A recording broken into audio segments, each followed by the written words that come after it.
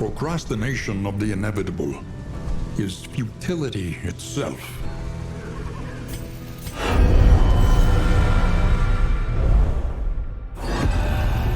Occultist, Chapter 1, The Ritual.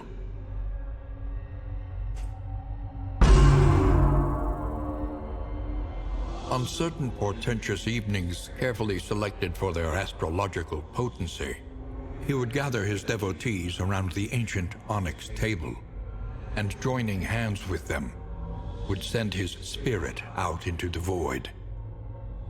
Safely tethered by their vital energies, he was free to wander the outer spheres in search of some dark communion and impossible power.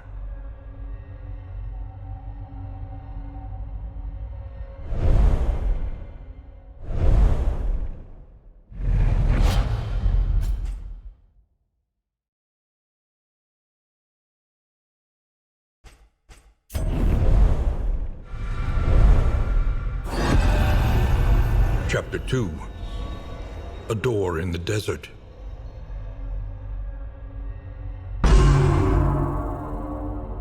He found himself in a vast expanse of windswept dunes. Ahead, the stone spires of a pyramidal temple called down jagged bolts from a rolling, angry sky. Undaunted, he crossed the threshold of the towering aperture, settled himself upon the central dais, and prepared for the coming sacrifice.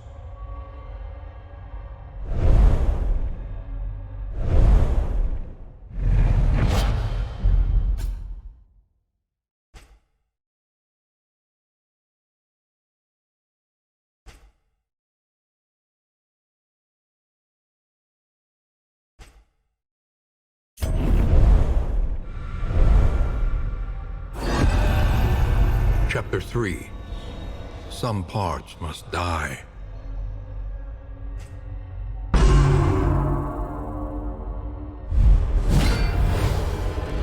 Terrible though it was, he would pay the price for power.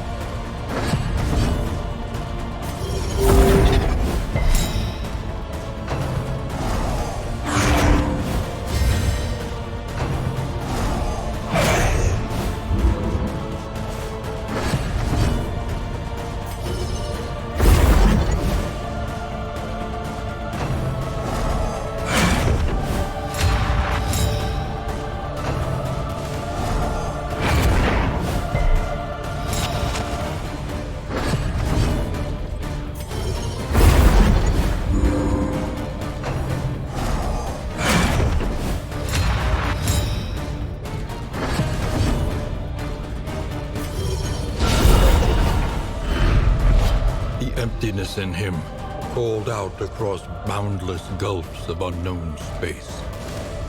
For nature abhors a vacuum.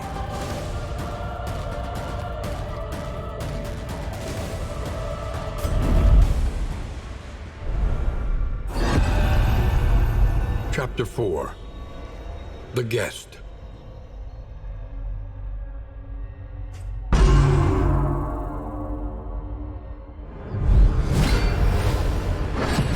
Drawing vitality from the assembled mediums, he would hold fast against the thing and harness a portion of its power.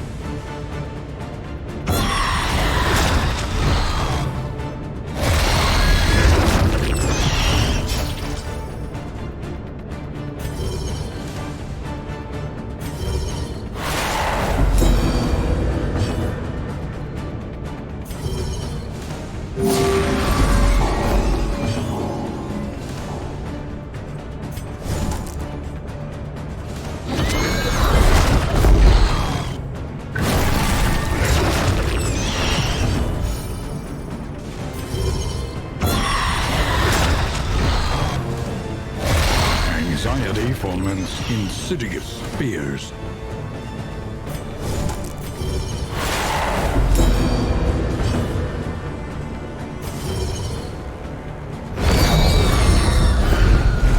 Imbued with strange currents of infernal origin, his apotheosis was complete.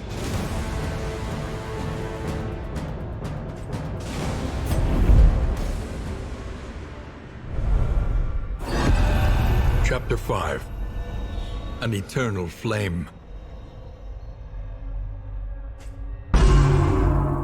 Emerging from his trance, he met the charred, steaming corpses of his acolytes with a shudder. He could sense the eldritch entity stalking the edges of his consciousness, probing for weaknesses. He had become a beacon, a conduit to unknown regions, and would be assailed by those blasphemous forces all the rest of his days.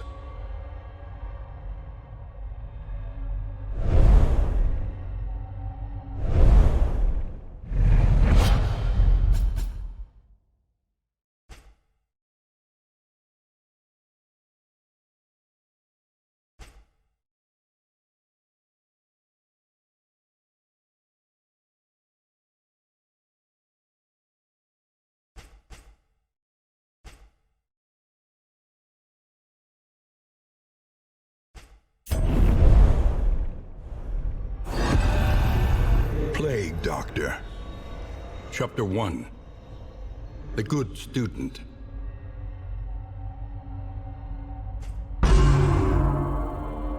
Brilliant and bold, her unconventional theories created nothing short of a scandal in her 4th year. The mocking whispers and scornful glares of her peers and professors had an ironically invigorating effect on her extracurricular experiments. The mysteries of the human body, of life and death itself, hovered just above her scalpel's reach. If only she could acquire a corpse of sufficient freshness.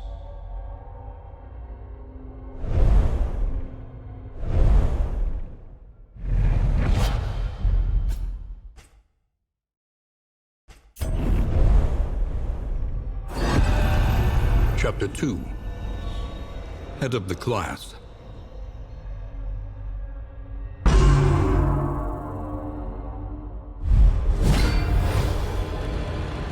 Her professor was a relic, hacking and wheezing his way through a hopelessly conventional curriculum.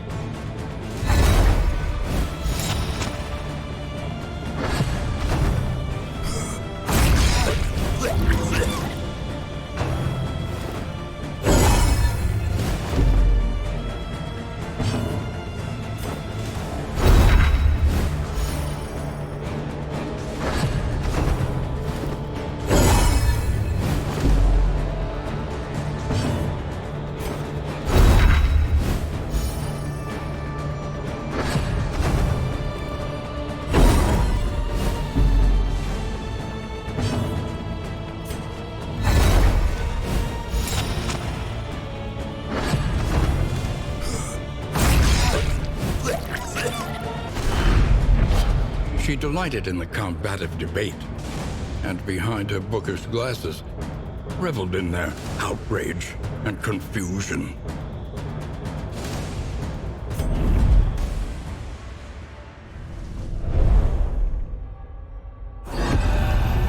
Chapter 3. Extra Credit.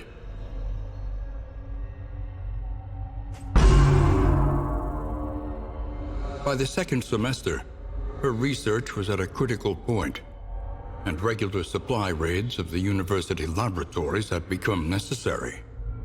During one such expedition, she stumbled upon her professor, awkwardly slumped over his podium, a bloody kerchief on the floor. Here, then, was her ideal cadaver, her long-awaited opportunity, and she would not waste it.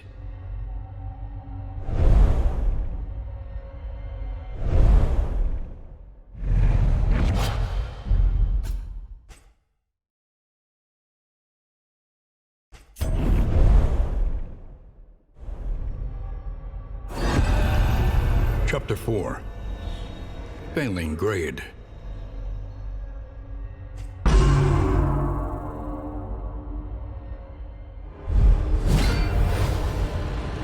Success. Vindication. The human machine restored to action.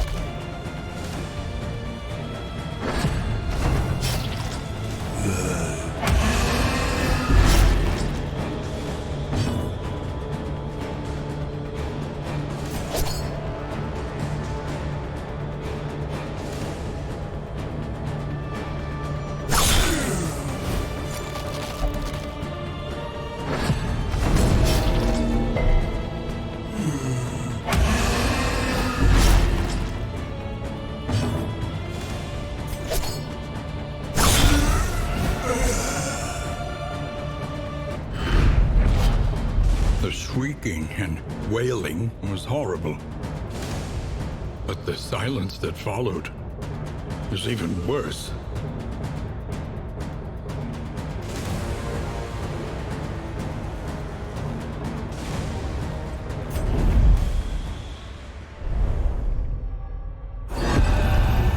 Chapter 5. Do no harm.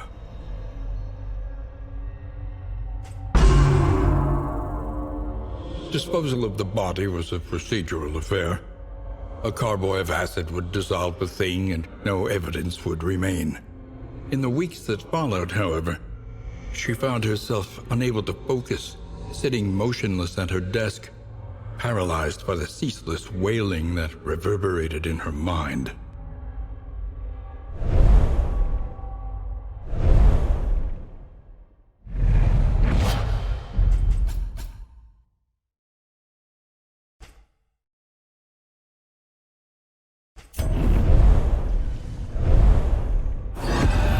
Hellion. Chapter 1. The Eve of Glory. She was young to join the war band, but any who challenged her readiness were met with clenched fists and violent indignation. Having bloodied the last of her detractors, the matter was considered finally settled. On the eve of battle, she joined her clanmates in a raucous celebration, her stein and her spirits overflowing with abundance. Chapter 2. The Brave.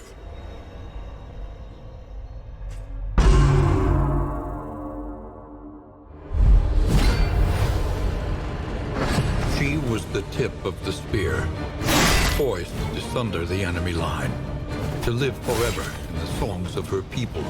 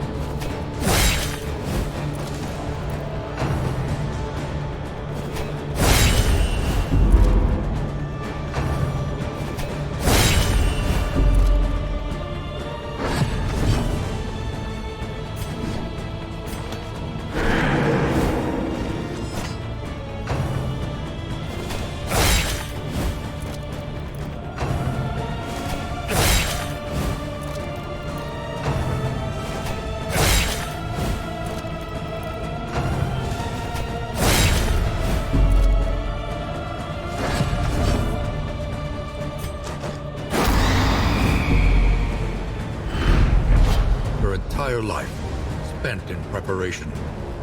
But when it mattered most, she had failed.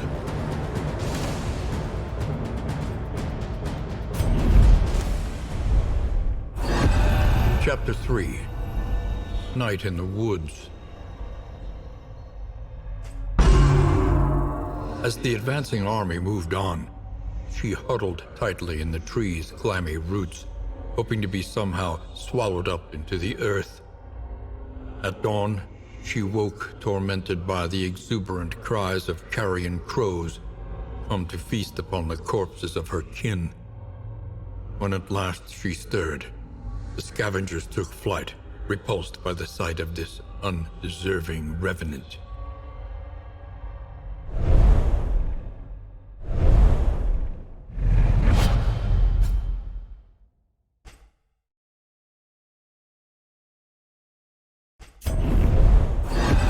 Chapter 4. Shame and Exile.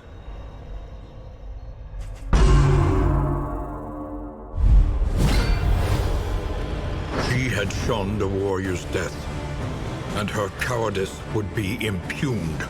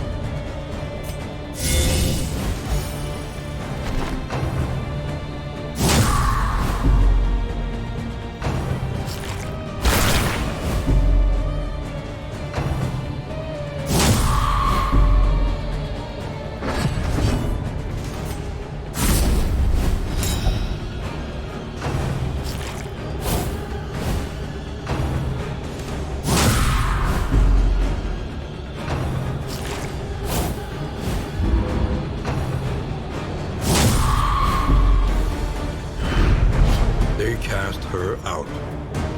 An exile. Unwelcome. And unsung. Chapter 5. The Great Emptiness.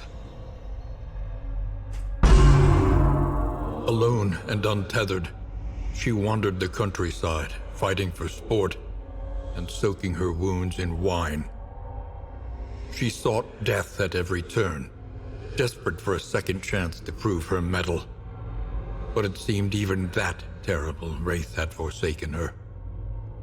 Her isolation was absolute. Her shame barely concealed by a fragile facade of fearlessness.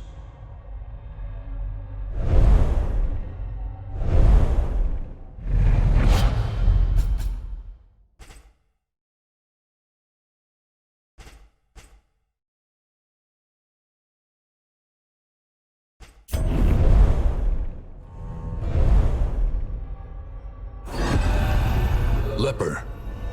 Chapter 1. Shun them not.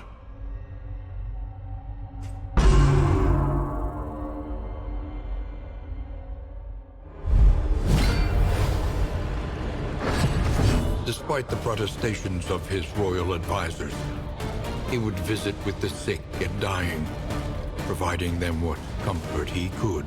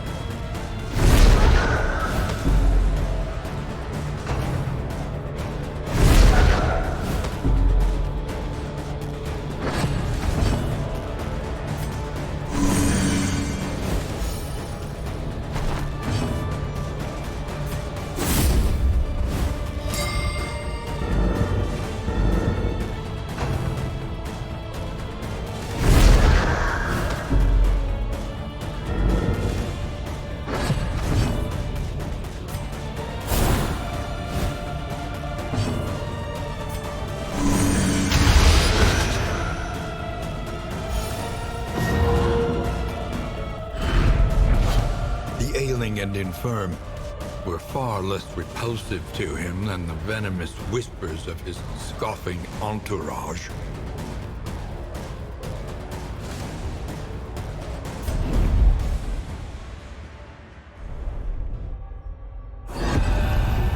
Chapter 2. Infection.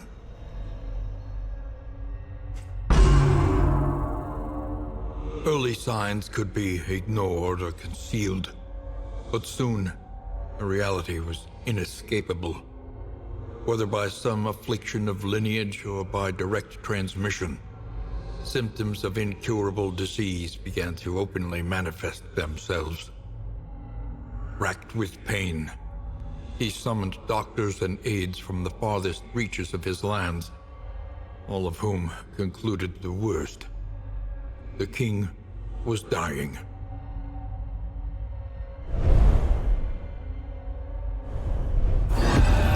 Chapter 3.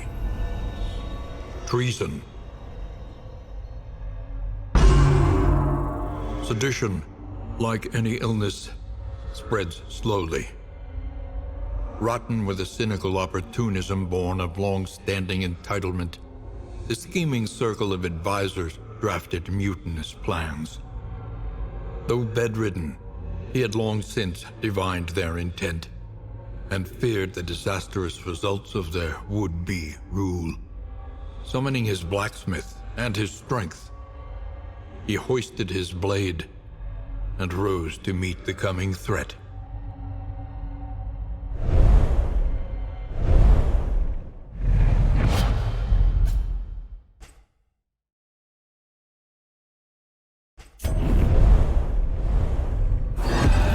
Chapter 4. The Purge.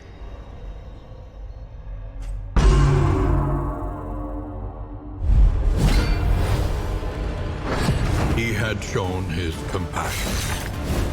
Now, he would show his fury.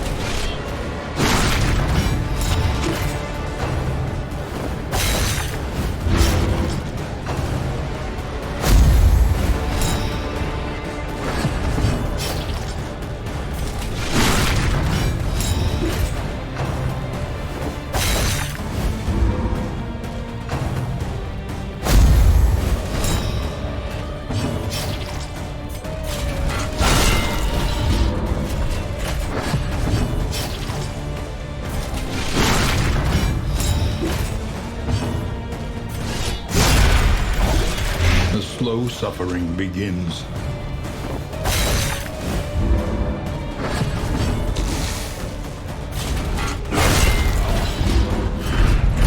His blade had broken, but so too the treasonous plot.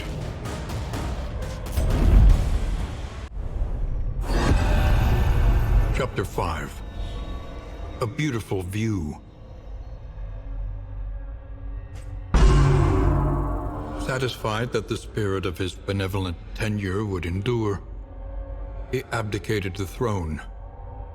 People gathered at windows and along the roads, weeping, some threw petals at his feet, while others watched in reverent stoicism. As he walked beyond the city gates, he marveled at the beauty of the world and was grateful for his many blessings.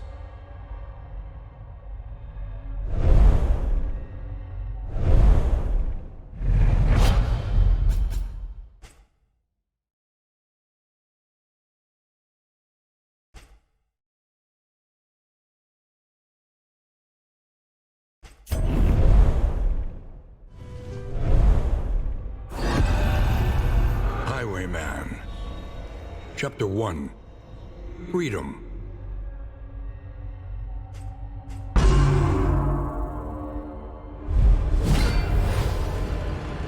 A prison riot. A fleeting chance to escape incarceration.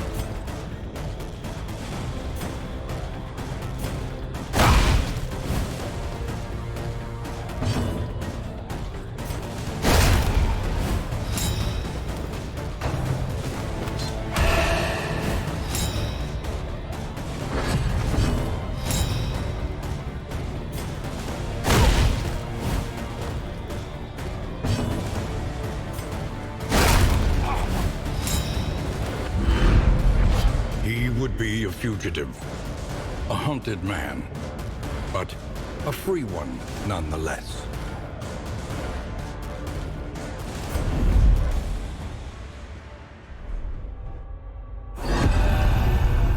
Chapter 2. Laying Low.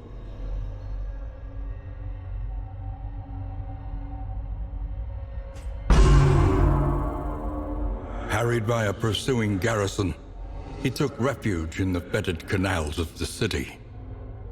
Concealment took its toll, and soon he began to see himself in the furtive, scurrying pests that formed an unfortunate portion of his meager diet.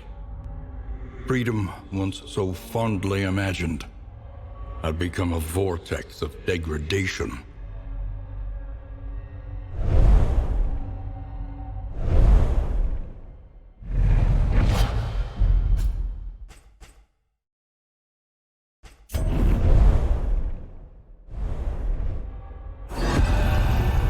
Chapter 3. One Last Job. He was sick and starving, and in desperation, offered his expertise to an unscrupulous malefactor. Shackled once more to an unsavory task by an advance of gold, he lined his belly, girded himself, and prepared for one final heist.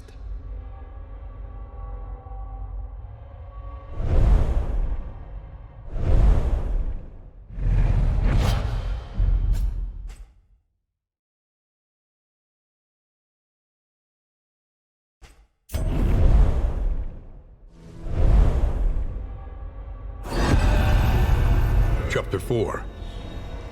Highway Robbery.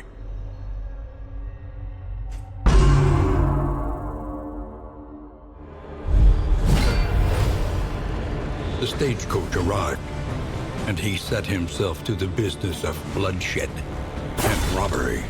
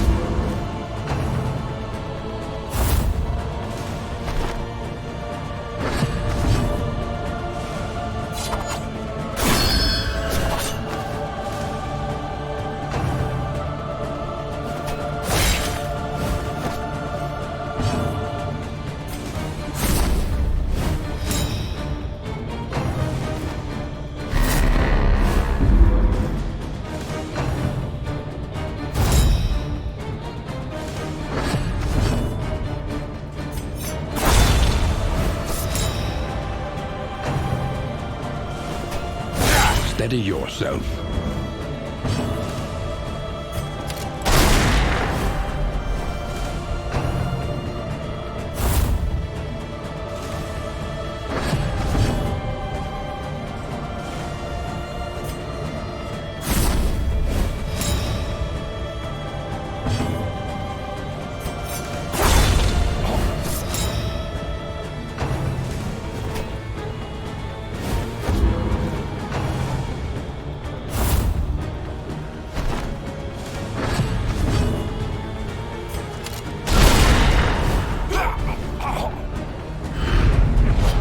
He fulfilled his obligations with exceptional lethality. But his grim satisfaction would prove short-lived.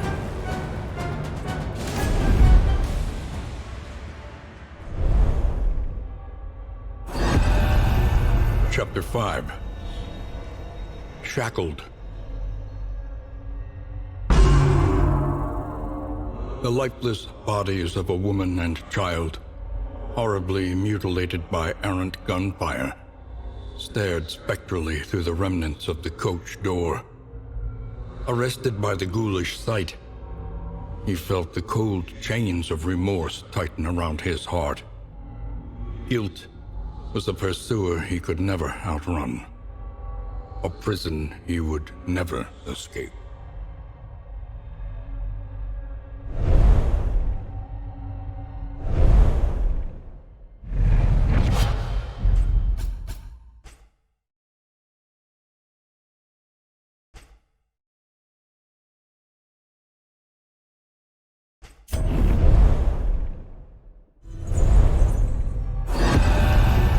Jester.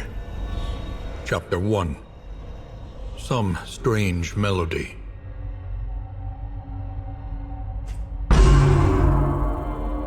He was a layabout without aspiration or purpose, content to loiter on street corners, languidly busking for passers-by. Roughly ushered from the bustling commercial blocks, he wandered the forgotten corners of the city. An intoxicating melody drifted over a nearby cemetery wall, and he stumbled deliriously amongst the tombstones in search of the performer.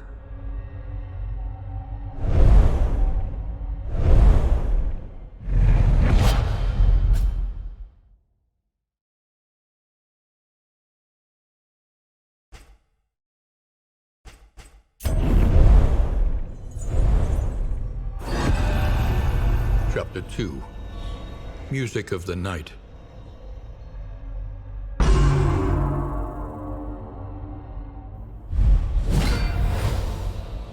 He could learn this unearthly hymn and claim it as his own.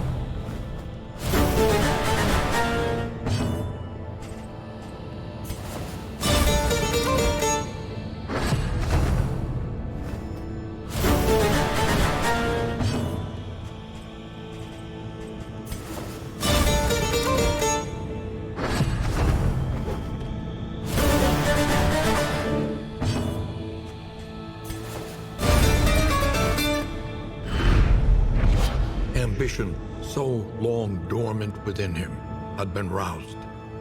He delighted in fantasies of fame, renown, and respect.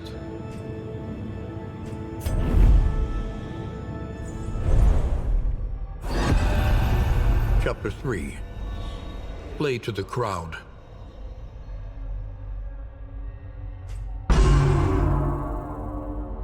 When word of his uncommon talent reached the palace, he was summoned to entertain king and court.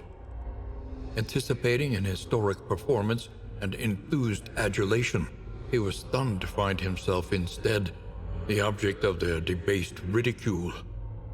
While his noble audience dined drunkenly, he was mocked, tortured, and subjected to an obscene array of dangerous and decadent humiliations.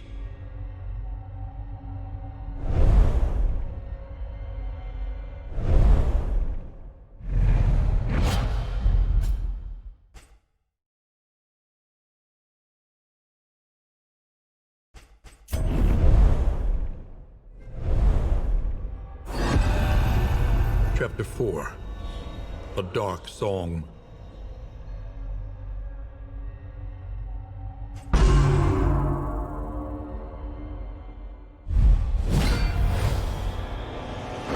He unleashed his resentment upon instrument and crowd, playing the demoniac melody with unrestrained fury.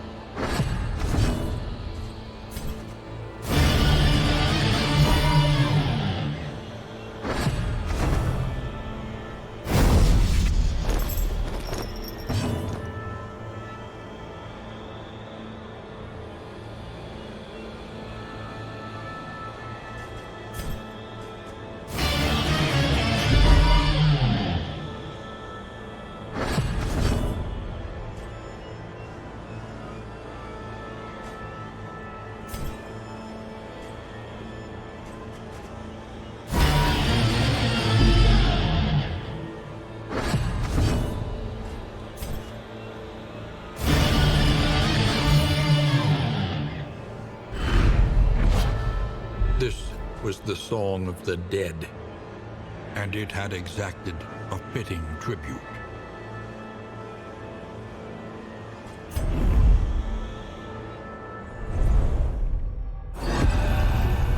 Chapter 5. Finale.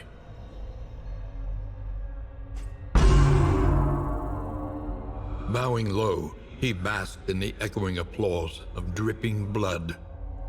The scene of wholesale dismemberment drove him to fits of mirthless hysterics. He was laughing still as he placed the blade against his own hand, severing his connection to whatever twisted talent he had so fleetingly enjoyed.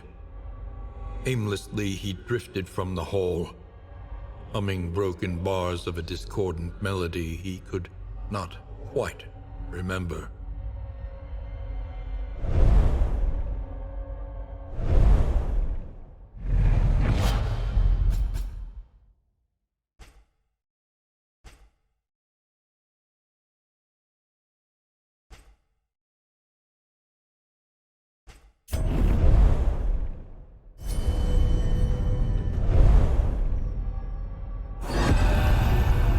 Grave Robber.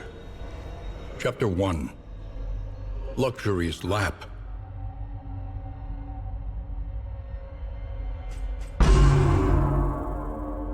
Born into money and married into more, she spent her days on horseback and her evenings in the ballroom. She was the object of her husband's boorish lust and drunken temper, placating his worst tendencies with a veneer of gracious deference. all the while indulging murderous fantasies of freedom and the fortune that would soon be hers.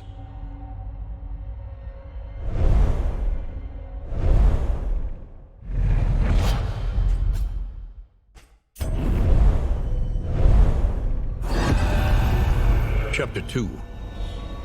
Nightcap.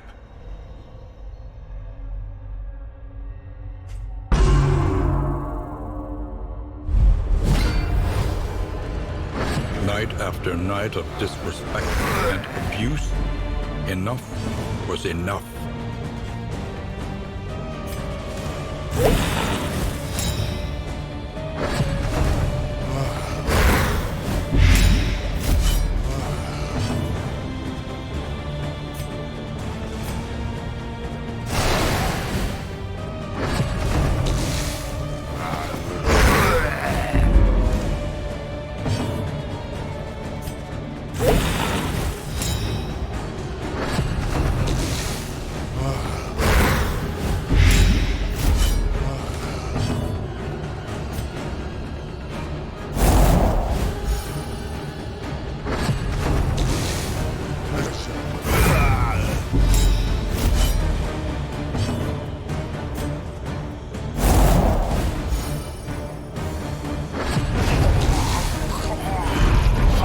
She listened, smirking, as his empty apologies came in desperate, choking gags.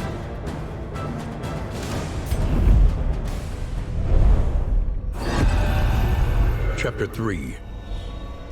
Embarrassment of Riches.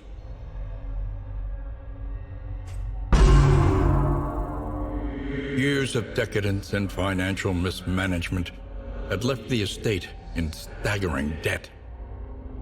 Humiliated and facing eviction, she wandered the empty halls, hurling inebriated indignities at the portrait of the deceased, whose hand had rested so possessively upon her shoulder.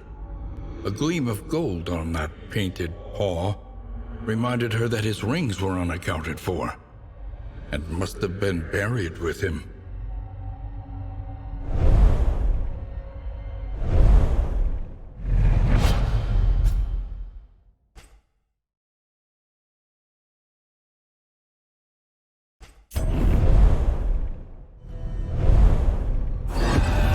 Chapter 4. Filthy Rich.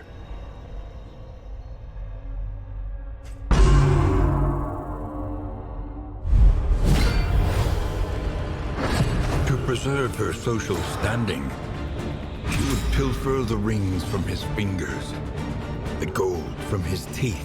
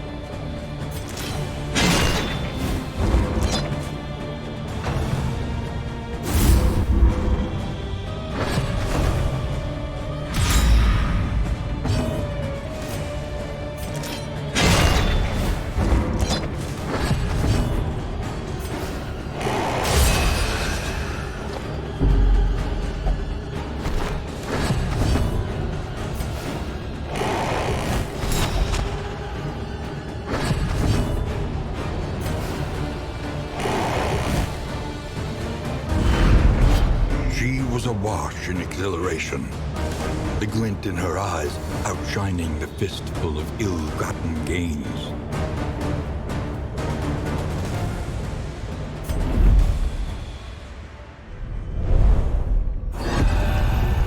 Chapter 5. The After Party.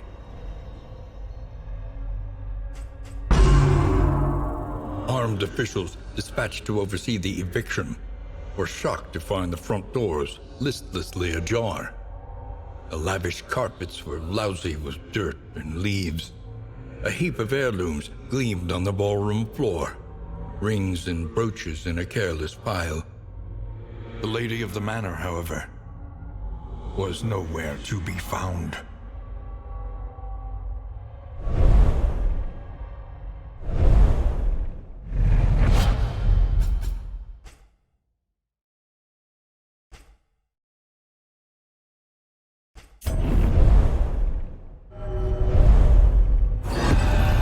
Man-at-Arms. Chapter 1. A premature promotion.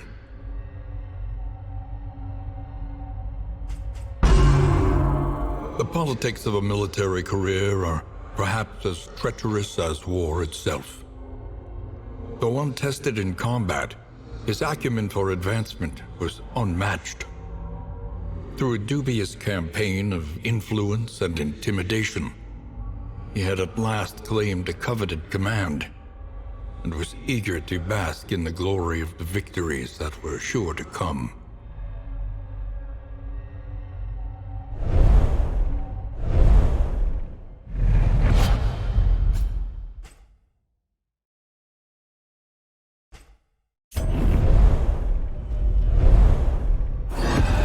Chapter 2. A Leader of Men.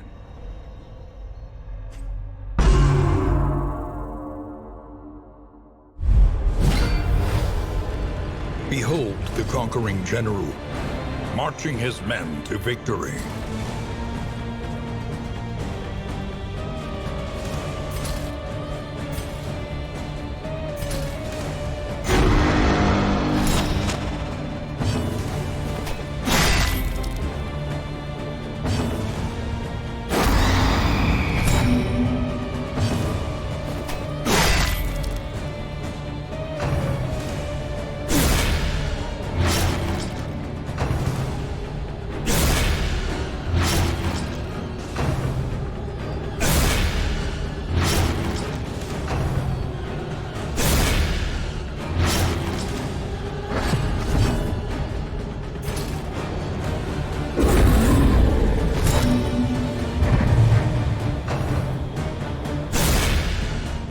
Slow dissection, an unavoidable end.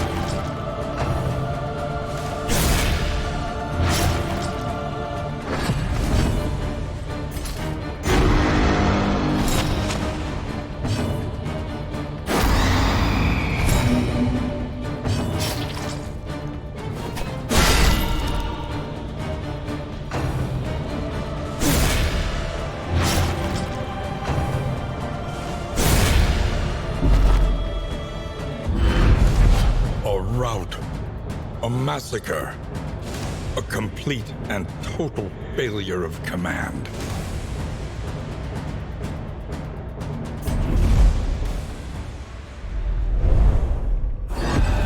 Chapter 3. one eye open. Every night, the men of his regiment would interrupt his fitful convalescence. Mutilated and maimed, the spectral garrison clawed at his bed covers, whispering hateful truths in his ears. The exhausted attendants in the field hospital would wake to the sound of panicked screaming and inglorious sobs. It was not the war that had taken his eye. It was pride.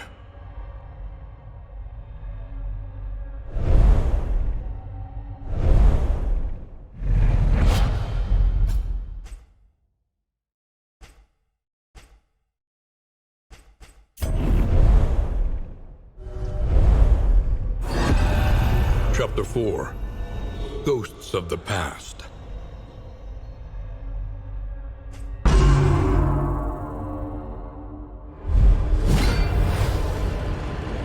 Demoted and disgraced, he returned to the battlefield, ready to endure the wrath of his regiment and grant them some small peace.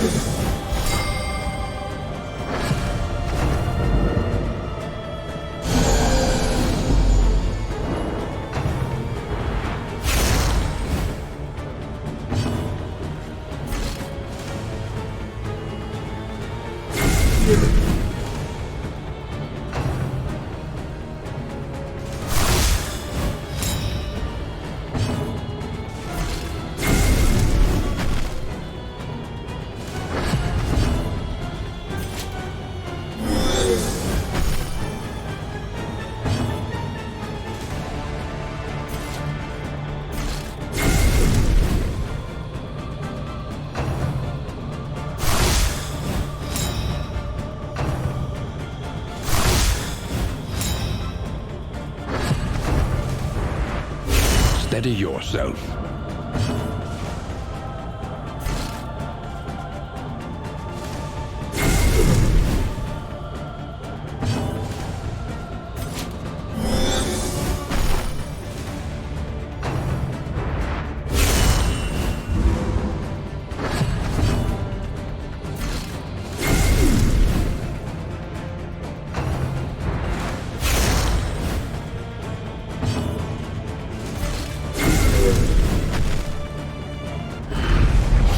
At last, he would sleep undisturbed, and perhaps find some comfort in that murky abyss of dreamless wonder.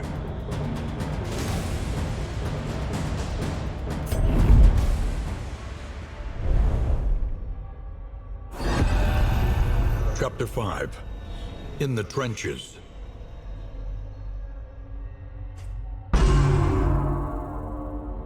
He resolved to spend his remaining years seeking atonement in the trenches of bloody battlefields the world over. For him, there could be no respite from the horrors of war, and when at last he was struck down, he would die alone and unremembered. Surely, he deserved no better.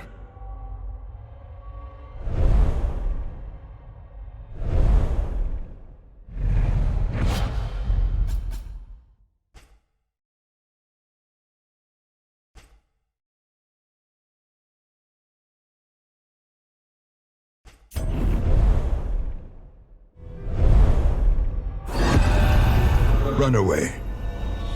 Chapter 1. The Pigs of St. Martha's.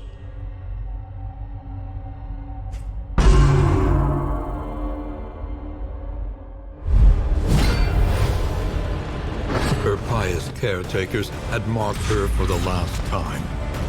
Tonight, she would escape their cruelty at last.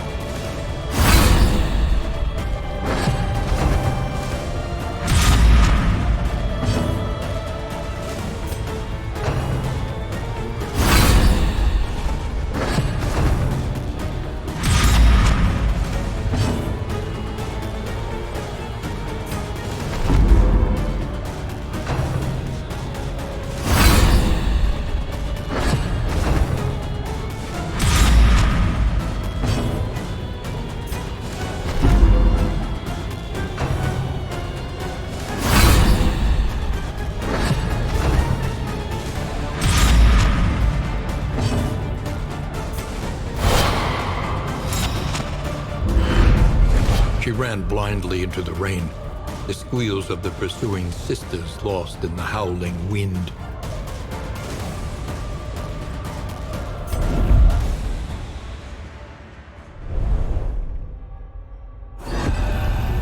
Chapter 2. Beloved.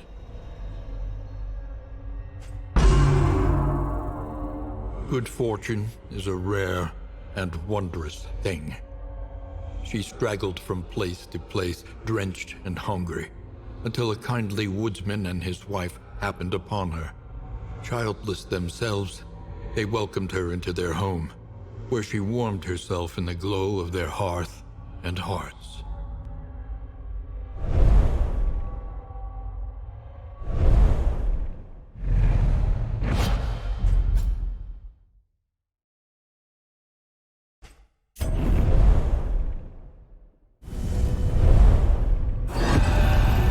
Chapter 3. Drawn to the flame. She would stay up long into the night, tending the fire. Captivated by its shifting hues, she thrilled to the eerie dance of spark and ember, running her fingers absent-mindedly over the scars that patterned her arm. The hearthlight seemed somehow alive, and in these private moments, she yearned to reach out and be touched once again by its searing embrace.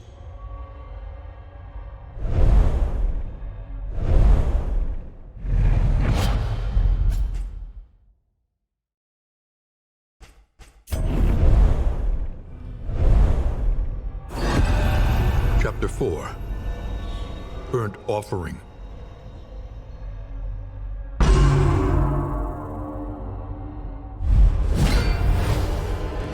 An accident, but surely there was time to contain the flames.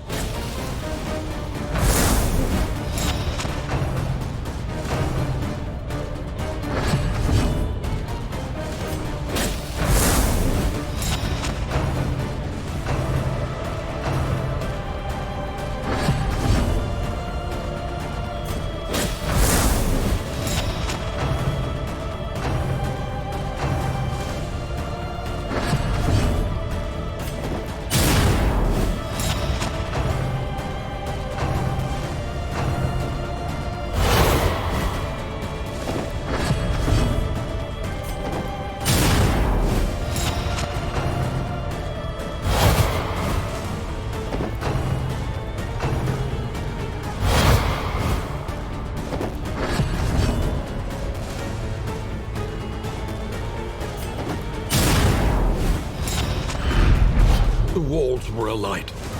There was no stopping it now.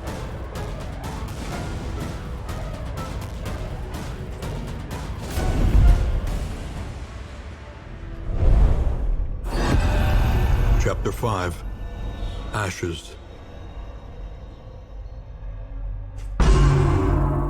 She stood in the center of the inferno, transfixed by its swirling kaleidoscopic beauty. Her rapturous fixation was cut short by a heavy beam falling from the ceiling, blocking the door. Panicked, she dove headlong through a window as the cabin bloomed into a pyre. Heaped upon the wet grass, she heard the screams of her adoptive parents, trapped and burning in their bedroom.